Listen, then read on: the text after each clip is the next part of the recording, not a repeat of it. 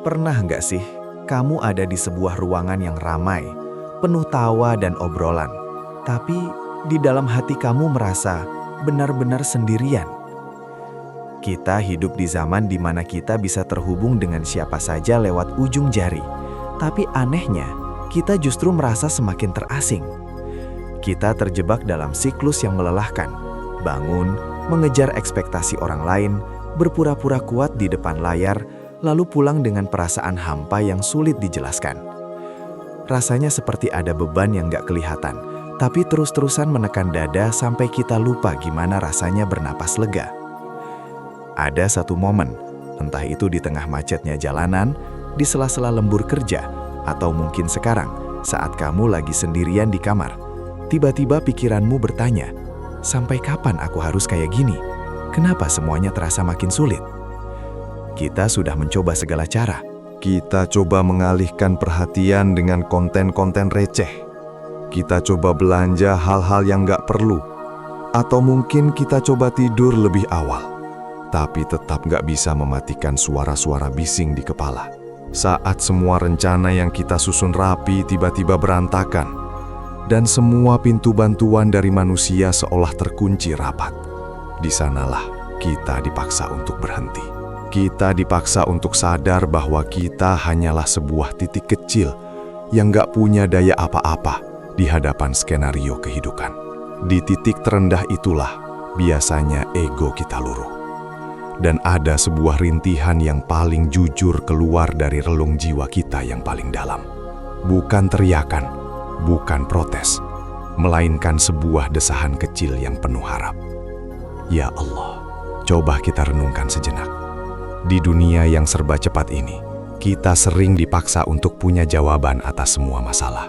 Kita dituntut untuk selalu kuat, selalu produktif, dan selalu baik-baik saja. Tapi ada momen-momen di mana kendali itu lepas dari tangan kita. Ibarat sebuah kapal yang terjebak di tengah badai samudera, di mana ombak menggunung dan angin kencang menerjang tanpa ampun. Di titik itu, semua ego kita luruh.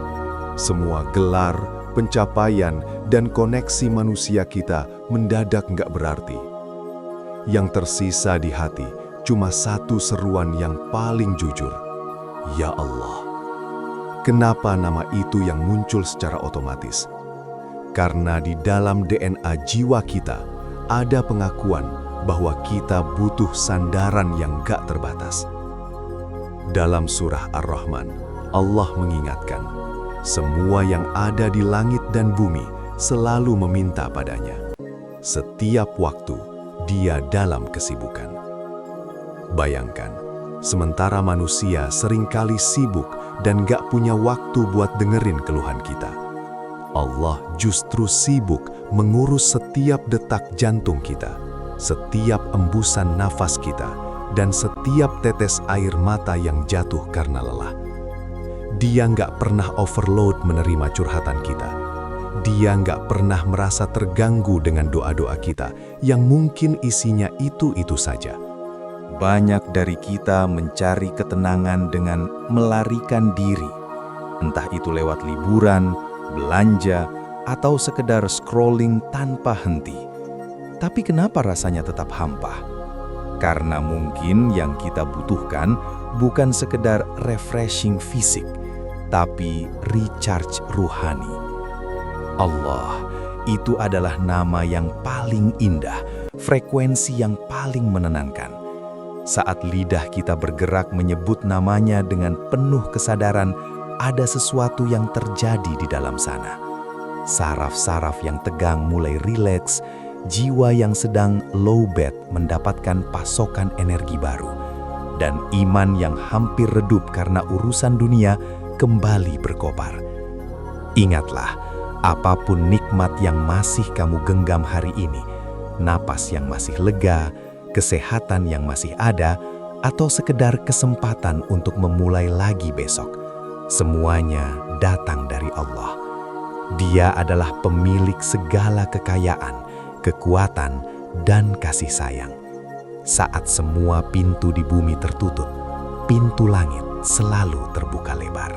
Kamu nggak perlu menjadi sempurna untuk bicara padanya. Kamu hanya perlu menjadi jujur. Karena sejujurnya, hati kita nggak butuh pengakuan dari dunia. Hati kita cuma rindu untuk terhubung kembali dengan pelindung yang sebenarnya. Jadi, untuk kamu yang malam ini masih terjaga, kamu yang matanya terasa berat, tapi pikirannya terlalu berisik untuk beristirahat, berhentilah sejenak. Berhenti mencoba mengendalikan semua hal yang memang bukan tugasmu untuk menyelesaikannya. Menyerulah, "Ya Allah," katakanlah dengan penuh kejujuran, "Ya Allah, aku lelah." Gantikanlah kepedihan ini dengan ketenangan. Jadikan rasa sesak di dadaku hari ini sebagai awal dari kebahagiaan yang gak pernah kubayangkan sebelumnya. Percayalah, doa yang tulus, rintihan yang jujur, bahkan air mata yang jatuh tanpa sempat kita jelaskan maknanya, semuanya sampai ke hadiratnya. Dinginkan kalbu yang panas karena urusan dunia ini dengan salju keyakinan. Matikan bara kegelisahan di jiwamu dengan air keimanan yang menyejukkan. Wahai Rob, anugerahkanlah pada mata yang tak dapat terpejam ini rasa kantuk yang menenteramkan. Tuangkan kedamaian ke dalam jiwa-jiwa yang sedang bergolak karena kerasnya kehidupan. Bimbinglah setiap pandangan yang sedang kebingungan ini menuju cahayamu. Dan tolong, kuatkan hati kami untuk percaya bahwa fajar yang terang pasti akan datang menghancurkan kegelapan malam. Mulai sekarang, belajarlah untuk melepas. Lepaskan apa yang bukan milikmu, dan percayakan apa yang menjadi ketakutanmu kepada Dia yang Maha Mengatur. Kamu nggak perlu lagi memikul beban dunia sendirian. Cukuplah Dia sebagai tempatmu bersandar, karena Dia adalah sebaik-baik pelindung dan penolong. Bernapaslah dengan lega. Hari ini sudah cukup. Kamu aman, karena kamu punya Allah, dan itu sudah lebih dari segalanya.